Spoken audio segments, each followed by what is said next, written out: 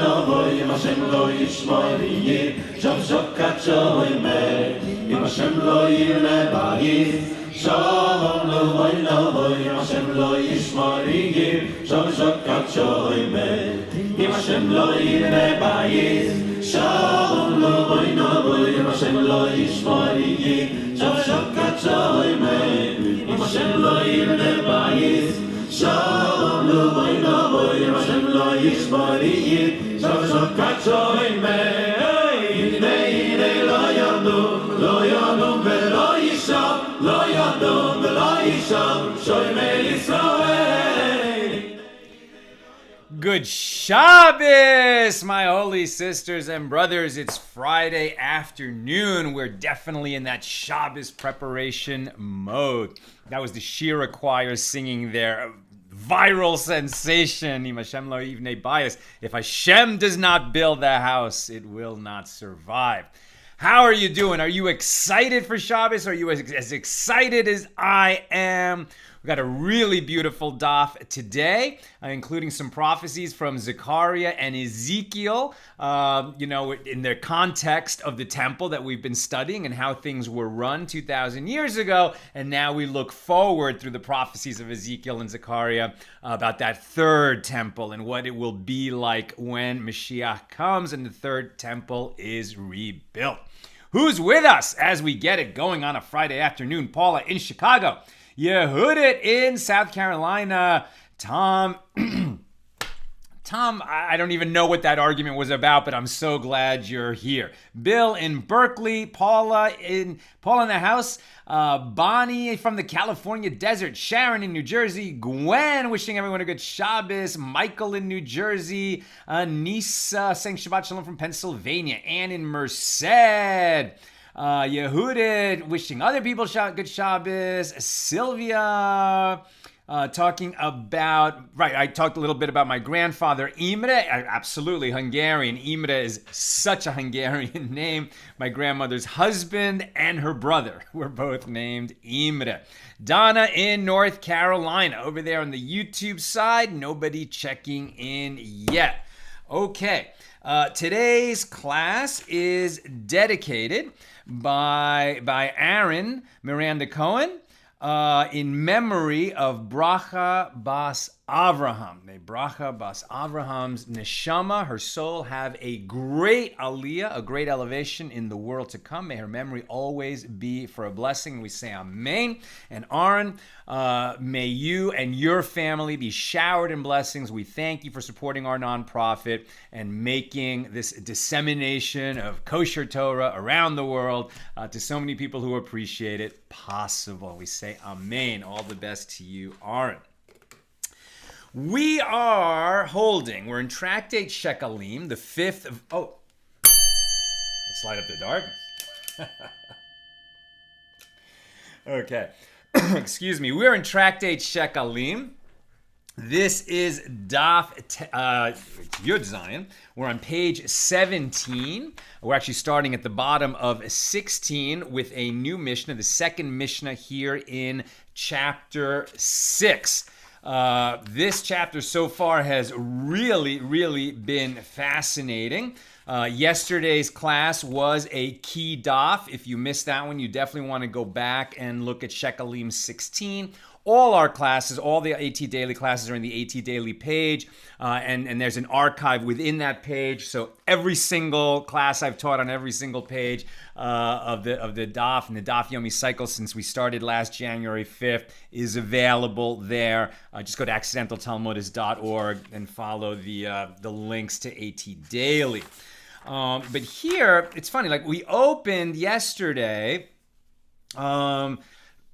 talking about the prostrations. We're going to be talking more about these prostrations and the 13 horns. So we're really talking about the physical plant, right? The physical, what it was like in the temple, what was there. Today we're going to be talking about the gates and the tables, etc. And we learned yesterday that there were these prostrations that a pilgrim might do, or there's certain people would do prostrations. You bow, you kneel at certain points around the temple, in the temple complex, and then that led to this discussion that there was a priest once who, may have found the hiding place of the Ark of the Covenant. And then the sages got into a long discussion about the Ark of the Covenant, what was in it, what was not in it, what was alongside of it, when will it be found again, where was it eventually sequestered. It was a really, really fascinating discussion among the sages yesterday.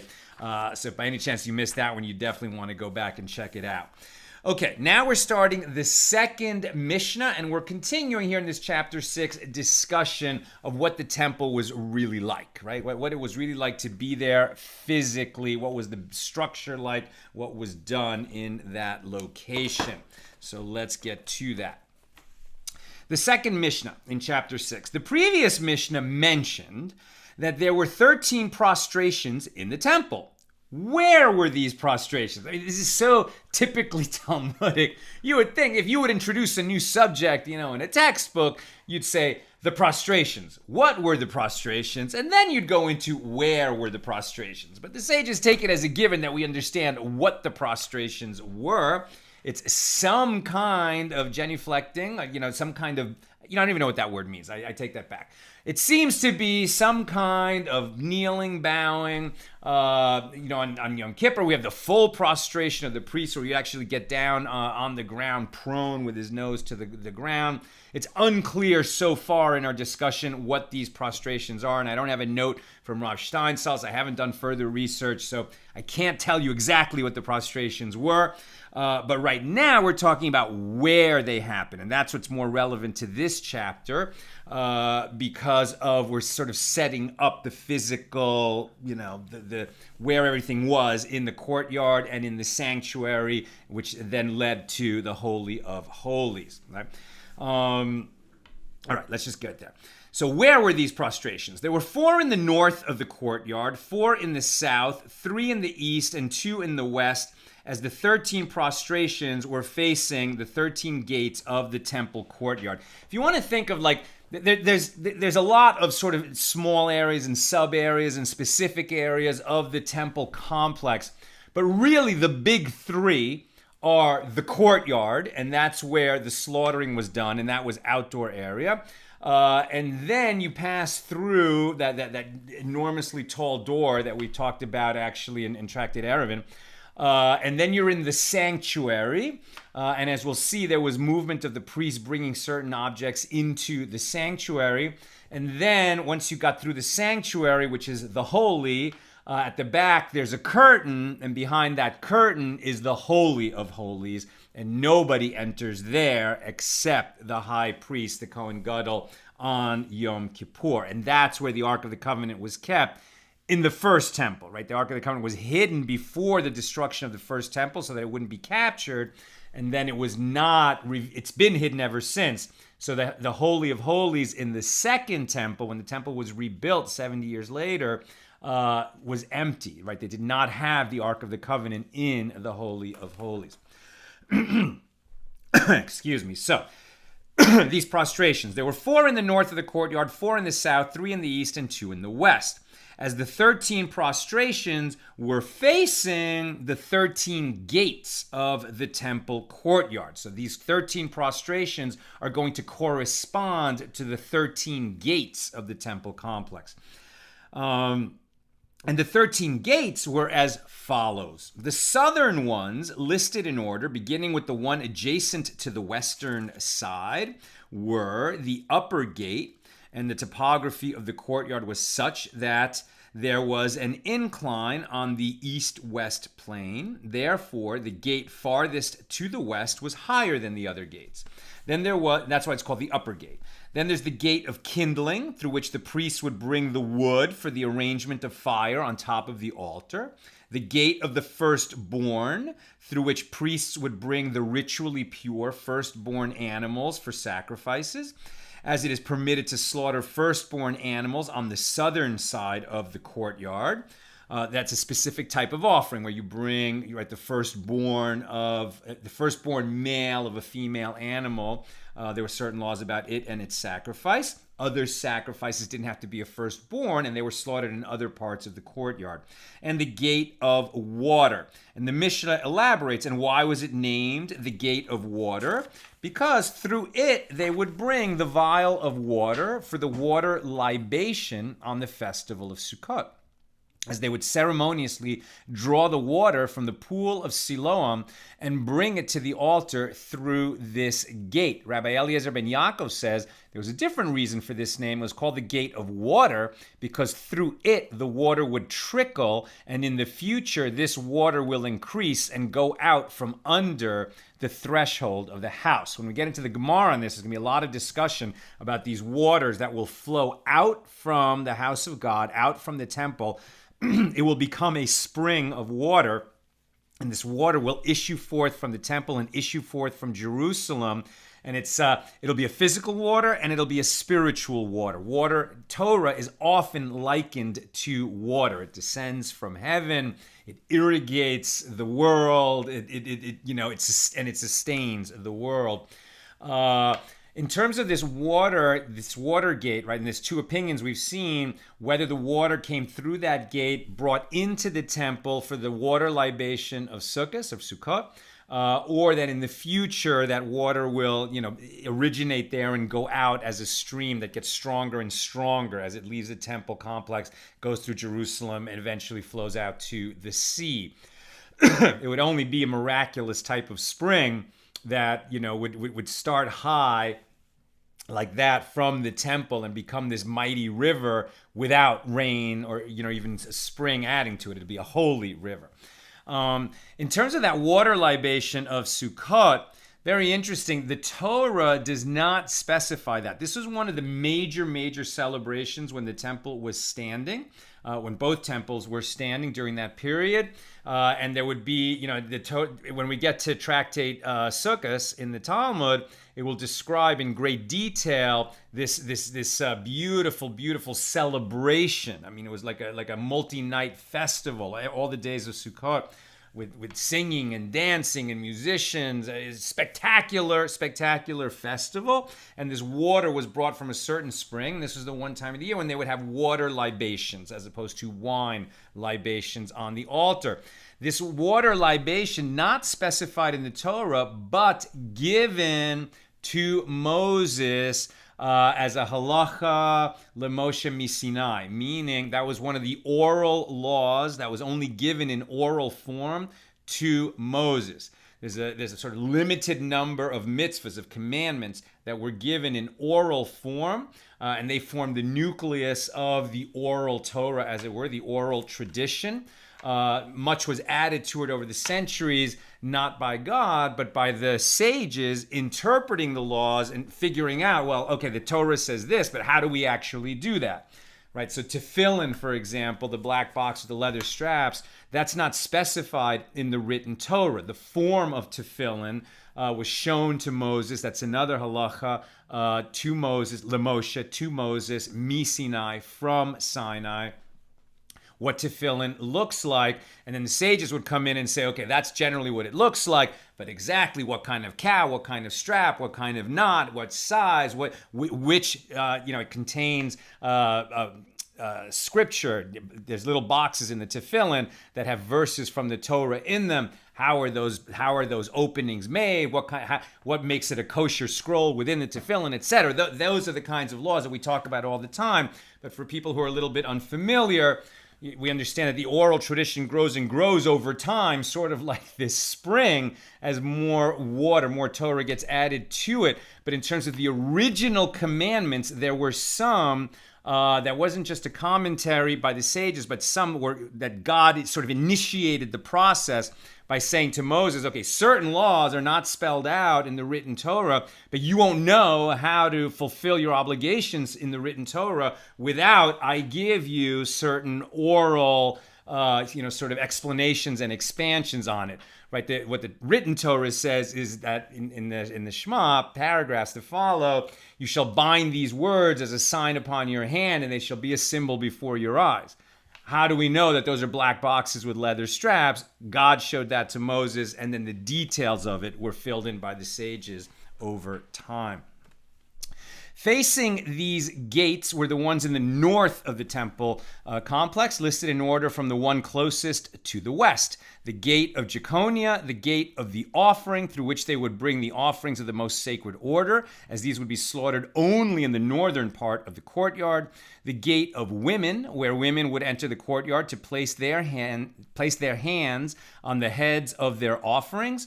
And the gate of song, through which they would bring the musical instruments into the courtyard. The Mishnah asks, and why was it called the gate of Jeconiah?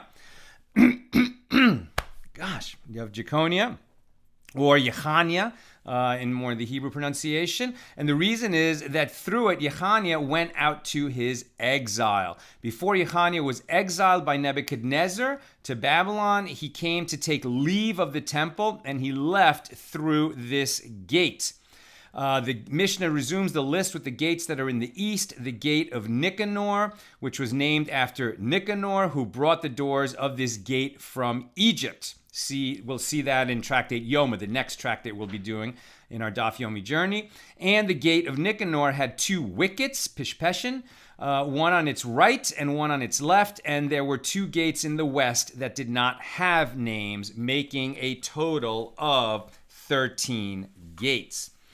Now the Gemara on this Mishnah, that was the second Mishnah here in chapter 6.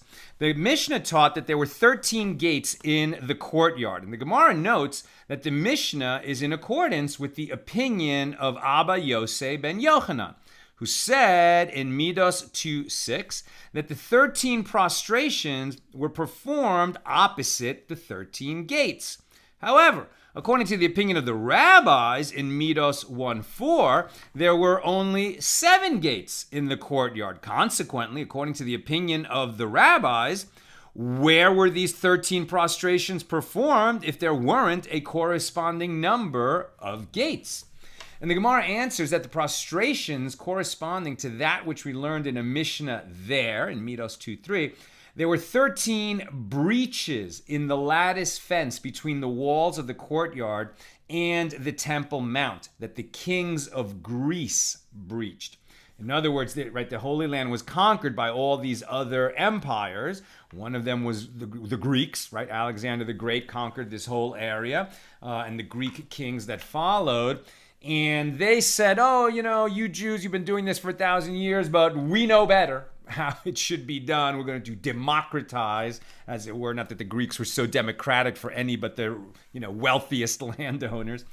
So we're going to make more openings in the fence around the temple complex. And they did this to allow foreigners to enter the courtyard and to demonstrate that this area was not reserved exclusively for priests. And the sons of the Hasmonean dynasty, when they regained power over the temple, what was that story? That was Hanukkah, right? The Hanukkah story where we had the uprising, the successful rebellion against the Greek authority, and the Hasmonean kings then took over.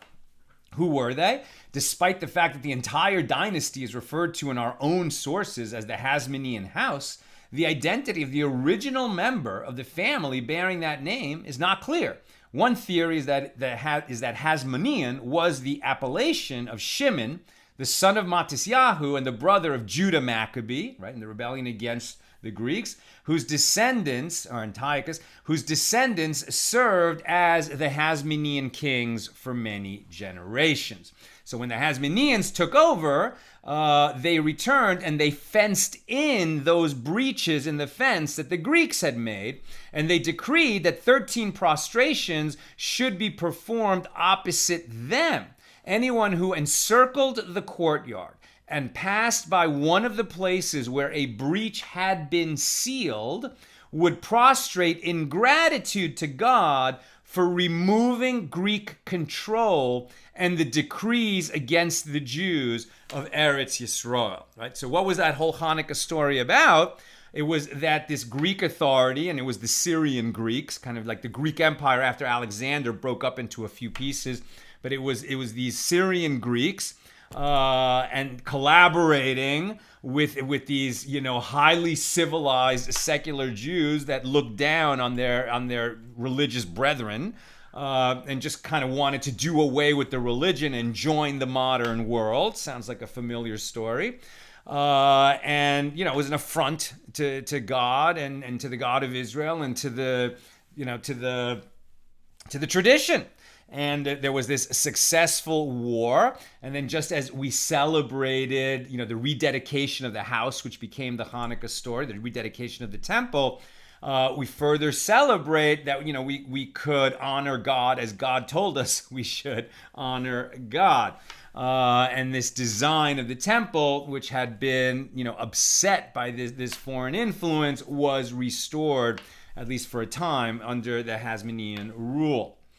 The Gemara expands upon the idea expressed by Rabbi Eliezer ben Yaakov that in the future, the water from the gate of water, right? So there were two interpretations. What's the gate of water? Either it's the gate through which they brought in the water for the water libations of Sukkot, or this is the gate from which in the future the living water will go forth from Jerusalem. And it shall come to pass in that day, this is Zechariah 14:8, and it shall come to pass in that day that living waters shall go forth from Jerusalem, half of them toward the eastern sea and half of them toward the western sea.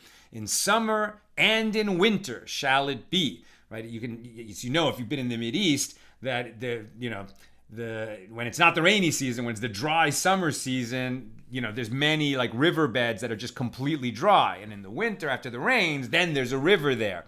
But this holy spring from the house of God will emit water year round, miraculously.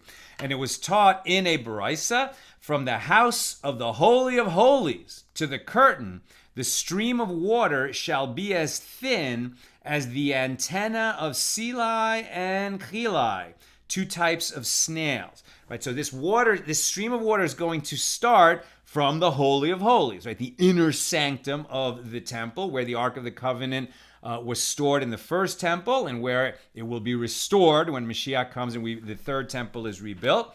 This is the vision now of Zechariah. Zechariah, what we're quoting here, 14:8, the next verse, Zechariah 14:9, is the conclusion of the Aleinu prayer, which we say 3 times a day as the conclusion of morning, afternoon, and evening services, when we look forward to that day when everyone in the world will be shown that God is God, that God created the world, that we can all rejoice in the love and awe of God.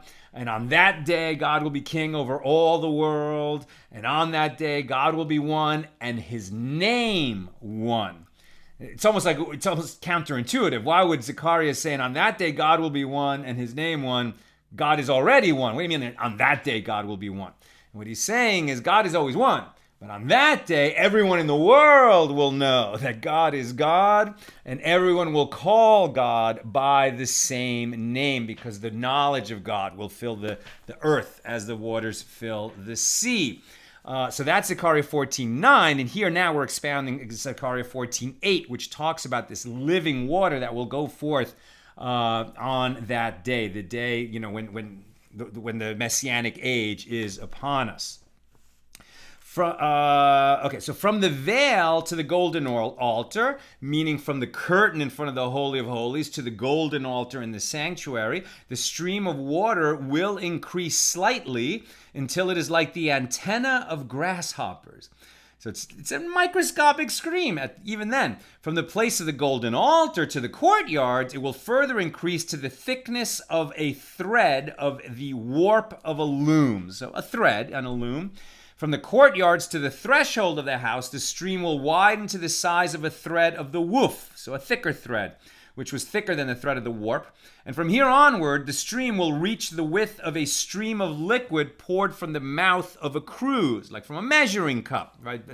It'll be that, it's just such a tiny stream, right? So even as it leaves the temple, it's only like a little bit of, a pouring liquid out of a measuring cup. The Gemara cites another baraisa on this topic. It is written, and behold, there trickled forth waters on the right side. Now we're in Ezekiel. This is Ezekiel chapter 47. And we're going to spend some time expounding Ezekiel. And it is, Well, we're actually just going to start it and then we're going to skip forward. But Ezekiel is going to interpret this at greater length, and the sages are going to interpret what Ezekiel is saying. So if you want to get a close reading of Ezekiel 47, go to this page. We're not going to have time to do every part of that exposition. But it opens, and it is written, and behold, there trickle forth waters on the right side when the man, this is the man, the angel, the messenger that shows Ezekiel what the third temple is going to look like. And behold, there trickle forth waters on the right side. When the man went forth eastward with the line in his hand, he measured 1,000 cubits, and he caused me to pass through the waters that were to the ankles. And then they're going to go through the various verses of that prophecy of Ezekiel. We're going to pick that up at Ezekiel 47, verse 8. So in Ezekiel's prophecy concerning this river, it is written, and then he said to me, these waters issue forth toward the eastern region, and shall go down into the Arabah. And when they shall enter into the sea of the putrid waters, the waters shall be healed. This eastern region mentioned in this verse is the Sea of Samhu, which is the modern Hula Lake in the northern Galilee. And it shall go down into the Arabah. This phrase refers to the Sea of Tiberias, i.e. the Sea of Galilee. And when they shall enter into the sea, this is the Dead Sea, right? That from the Galilee, it flows down the Jordan River down to the Dead Sea where it dies. It doesn't go out of the Dead Sea. And into the Sea of Putrid Waters, this is the Great Sea, meaning the Mediterranean Sea. And why was it called Mutsaim, which literally means taken out, but here was translated as putrid waters? This corresponds to the two occasions that the sea went out and overran the dry land, once in the generation of Enosh, when idolatry proliferated, and once in the generation of the dispersion, i.e. that of the Tower of Babel. So we're not talking about the great flood of Noah, but two later periods when the Mediterranean went very high and caused a flood. And until where did the sea overrun the dry land? Rabbi Elazar said in the name of Rabbi Hanina, in the first instance, in the generation of Enosh, it went out until Calabria in southern Italy. And in the second instance, in the generation of the dispersion, it went out to the rocks of Barbary in North Africa. The Gemara stated above that the waters of the river that emerge from the Temple Mount will reach 4 seas. The Sea of Samhu, the Sea of Tiberias, the Dead Sea, and the Mediterranean Sea. The Gemara asks, it works out well that the river will reach the Great Sea, i.e. the Mediterranean Sea, and the Dead Sea in order to sweeten them. Right? So Ezekiel is telling us that when this stream that becomes a river that flows out of the Holy Temple, the third temple in the Messianic age, it's going to create a river that's going to flow in all 4 directions, right? To 4 different seas, and it's going to sweeten them. So here, who's talking? The Gemara is talking, and it works out well that when you talk about, well, this river of holy water that's going to reach the Dead Sea and the Mediterranean Sea, and it's going to sweeten them, meaning it's going to make them drinkable, makes sense, because you certainly cannot drink the water of the Dead Sea or the Mediterranean for that matter. However, with regard to the Sea of Tiberias, meaning the Galilee, and the Sea of Samhu, this northern lake, Hula Lake, whose water is already sweet, well, for what purpose will this river reach them? And the Gemara responds that when the water of this river reaches these seas, their waters will be blessed by an increase in the number of their fish. As it is written with regard to this river at Ezekiel 47:10, their fish shall be after their kinds. This verse teaches that their fish will be of multiple kinds, great in number and variety. And it was likewise taught in a Baraisa that Rabbi Shimon ben Gamliel said, there was an incident in which I went to the Sidon, north of the Sea of Galilee, and they brought before me more than 300 kinds of fish in one pot. The Gemara continues to interpret these verses from Ezekiel. Now, from extracting Ezekiel 47, 8 through 11, and the waters shall be healed by its miry places, and its marshes shall not be healed. They shall be given for salt. So this holy river is not going to go everywhere. The Gemara points out an apparent contradiction. It is written, and the waters shall be healed, and yet you say the waters shall not be healed. And the Gemara responds that it is a place called Velo Yerafu, which means they will not be healed. This verse is detailing the locations where the waters will heal, namely the miry places, the marshes, and a place called Velo Yerafu. And it's further written here, and by the river upon its bank, on this side and on that side, shall grow every tree for food, whose leaf shall not wither, neither shall its fruit fail. It shall bring forth new fruit every month. So we're getting this vision that in the Messianic age, it's not only that war and bloodshed shall cease and we'll be at peace and we'll be relating to each other and having a great feast and sharing Torah and wine and great food, but the earth itself will be transformed. There will be a greater fertility, a greater fecundity, and that the fruit-yielding trees and the grains of the field will be more fertile, right? There'll just be an abundance of food, and implying that there'll be less need for us to work, and there will be more time to enjoy our families and all our ancestors who have been resurrected with the dead in the Messianic age, and there'll be just so many people to catch up with and see and to talk to and share Torah with. We won't have time to be earning bread by the sweat of our brow, right? And so this great fertility will help us with that. And it was taught in a where am I? It shall not fail. It shall bring forth new fruit every month, because its waters issue out of the temple, and its fruit shall be for food, and its leaf for healing. What is the meaning of the phrase, it shall bring forth new fruit every month? It was taught in a baraisa that Rabbi Yehuda said, the meaning of the verse is that in this world, grain produces a crop 6 months after it is planted, and a tree produces fruit 12 months after its fruit is harvested. However, in the future, grain will produce crops in 1 month, and a tree will produce fruit in 2 months. So you see much beautiful, fertile world that we'll be inhabiting, suggesting a little bit more of this world will be an earthly paradise, a Gan Eden, a Garden of Eden.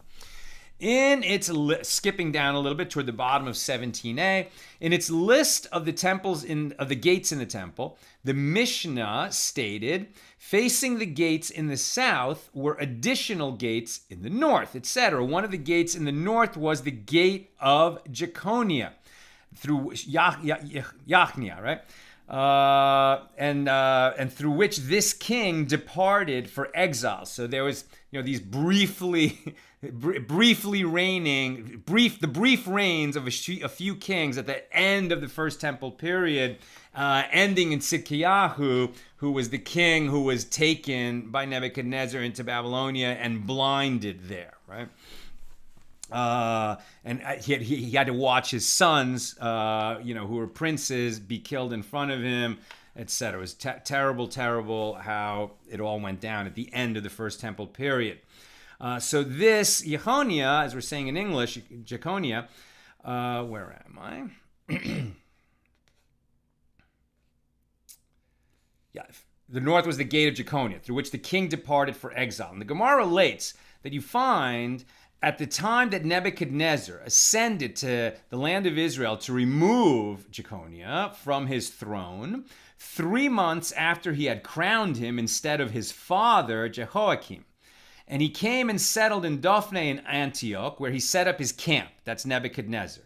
And the great Sanhedrin, the sages, came out to greet him, the sages of the late First Temple period, and said to him, has the time come for this house, meaning the temple, to be destroyed? Is that the purpose for which you have arrived? And he, Nebuchadnezzar, said to them, the king that I crowned to rule over you, give him to me as a captive, and I will go. They came and said to Jehoiakim, king of Judea, Nebuchadnezzar requires that you be taken into captivity in Babylon. When he heard this from them, he took the keys of the temple and ascended to the roof of the sanctuary and said before him, God, Master of the universe, in the past we were faithful to you, and your keys, the keys to the temple, were handed over to us. Now that we are not faithful, your keys are handed over to you. Right? So the sages are saying that it was understood by the king at that time that the reason the temple was being destroyed was not because there was some mighty king who came and wanted to destroy it. He was just the instrument of God coming to punish us for our own sins, and that we had lost the merit to be worthy of having the temple in our midst. We had broken the covenant. And he said before Master, so now the keys are handed over to you. Two Amoraim, meaning two rabbis of the Gemara, after the Mishnah had been published, dispute what happened next. One said that Jehoiakim took the keys and threw them up to the heavens, and they have not yet descended from there. And one said that the likeness of a hand came and took them from his hand. At any rate, they agree that it was some kind of a miraculous manifestation where the king said to God, we're not worthy of the temple anymore. We're returning the keys to you. And the keys were taken back to heaven. Over to you from his hand. Okay, and when all the nobles, the Chorei of Judea, saw what had happened, they went up to the top of their roofs, and they fell and died. And this is as it is written. This is from now the prophecy of Isaiah. The burden concerning the valley of vision. What ails you now that you have wholly gone up to the housetops? You are full of uproar, a tumultuous city, a joyous town. Your slain are not slain with the sword, nor dead in battle. Isaiah prophesies about Jerusalem, the valley of vision, which will be conquered by Nebuchadnezzar, crying, what ails you, Jerusalem, that your nobles will go up to the rooftops and fall to their deaths? Your dead will not be slain with the sword or in battle. They will die by falling from the rooftops. Presumably they realized that, it had come to an end. Like the whole sort of... the whole project of the Jewish people living in Israel in covenant with God had come to an end. It was not the bitter end. There would be a second temple period. But the first temple, built by Solomon, was going to be destroyed. The king gone into exile. And there were these people who just couldn't even face that, and it seems like they threw themselves off the rooftops. That ends the Gemara on the second Mishnah. Now we read the third Mishnah here in chapter 6. This Mishnah details the exact location and the purpose of the 13 tables in the temple. There were 13 tables in the temple. 8 of them were made of marble and were located in the slaughtering area, north of the altar, where the priests would slaughter the offerings of the most sacred order. Upon these tables, they would wash the innards of the offerings as the marble was cool and it preserved the freshness of the meat. And there were 2 more tables on the western side of the ramp, south of the altar, one of marble and one of silver. On the table of marble, they would place the limbs before they were sacrificed. For certain offerings, only limbs went up on the altar, as opposed to the burnt offering where the entire animal went up. And from there, the priest would bring them up to the altar. On the table made of silver, they would place the 93 sacred vessels brought out from the chamber of vessels each morning for the services of that day. And there were 2 tables in the entrance hall to the sanctuary, on the inside of the entrance hall, near the opening of the temple, one of marble and one of gold. And on the table of marble, they would put the showbread before its entrance to the sanctuary after it was baked on Friday. And they would place the old showbread on the table of gold upon its exit from the sanctuary to be divided among the priests. As we've discussed a bunch of times, there were 12 showbreads, these very large, unleavened, but soft unleavened bread folded over on the ends. A stack of them, 2 stacks of 6, 12 showbreads in all. That would be brought in on Friday, and then on Saturday, right? So they would take out the old ones, and the priests would eat them on Saturday, and then the new ones would be placed on that table, and they would sit there all week. And one of the miracles of the first temple period is that the showbreads remained as fresh and warm and beautiful smelling all week as when they were first placed on that table. And the reason the showbread was placed on a marble table before being brought into the sanctuary and on a golden one upon when removed from there is that one elevates to a higher level in matters of sanctity and one does not downgrade. It's a general principle we encounter often in the Talmud that matters of holiness we try to go up and not down. That's the reason that on Hanukkah we light one candle the first night and 2 candles the second night and 3 candles the third night. In matters of holiness, we go up, right? We upgrade, we don't downgrade, etc. And finally, there was one table of gold inside the sanctuary, i.e. the showbread table upon which the showbread was placed. The Gemara. The Mishna stated that the showbread was placed on a marble table when it was brought into the sanctuary. The Gemara cites a different opinion.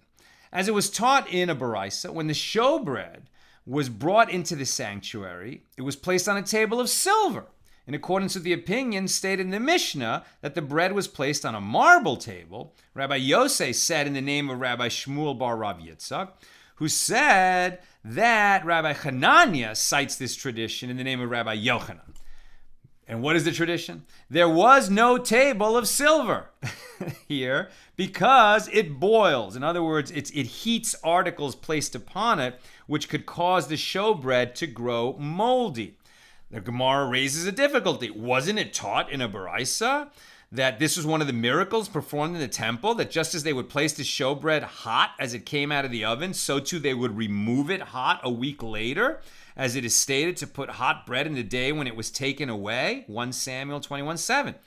When they removed the showbread after 7 days on the golden table, it was as hot as when they originally placed it there. Why then were they concerned about placing the showbread on a silver table if it would remain warm in any event?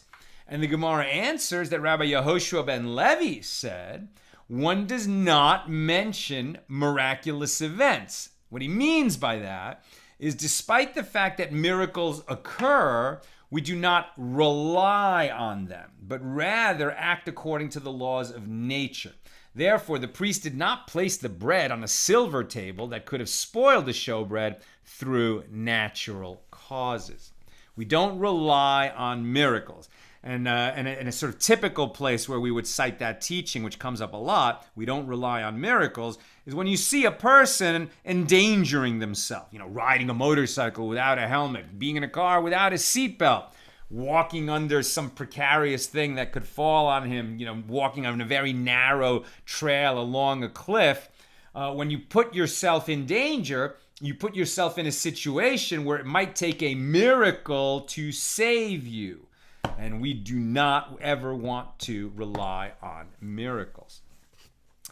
They raised a dilemma before Rabbi Illa. If 1 week there was no new bread to replace the old bread on the showbread table, what is the halacha with regard to leaving the old showbread until the next Shabbos? And the issue here is that, after 1 week, right, they would take the breads off the the showbreads off the table in the courtyard, and then they would give it to the priests who had been serving there that whole week.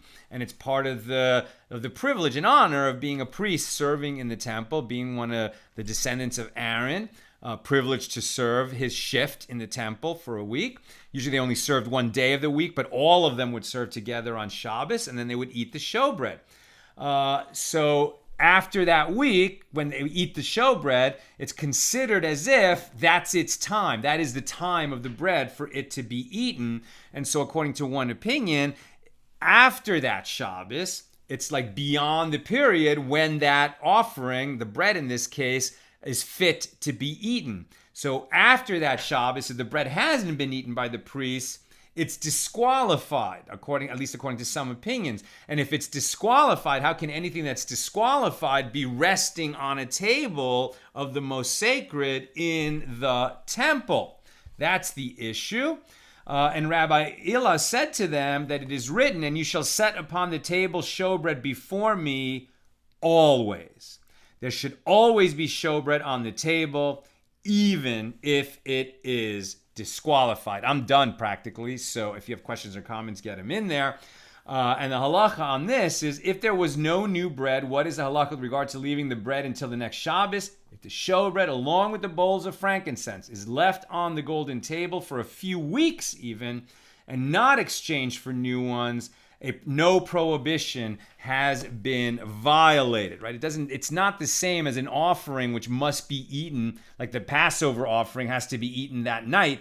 Once it gets to the next day, it's disqualified for eating. No one can eat it anymore. But the showbread doesn't have that kind of a restriction around it. It's just customarily eaten by the priests on the following Shabbos. But if they don't eat it that Shabbos, they leave it there because if for some reason they weren't able to bake new loaves of bread, it's more important that there be loaves of bread on the table than that the priests eat it on that particular Shabbos. Okay. Let's see what we have in the way of comments and questions here on Shekalim 17.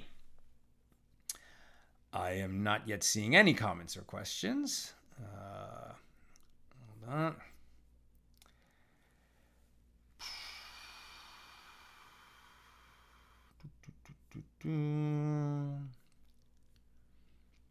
Okay, we don't have questions. Just double checking one more time. Okay, yeah, Nina's telling me there aren't any questions or comments. Okay, so there's no questions or comments.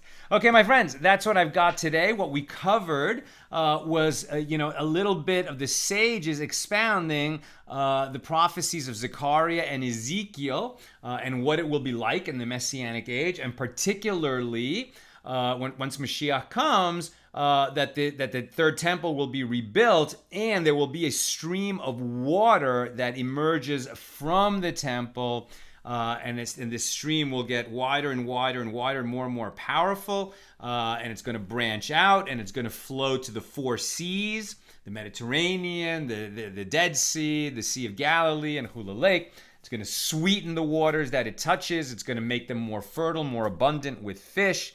The trees will bear more fruit more often. The fields will bear grain more often. And, the more we visualize or get some sense of what that world will be like, perhaps the more likely we will be to do the actions, which will stimulate heaven to send us Mashiach, namely learning more Torah and treating people with greater care and kindness. Have a fantastic, sweet, and meaningful Shabbos. All the best.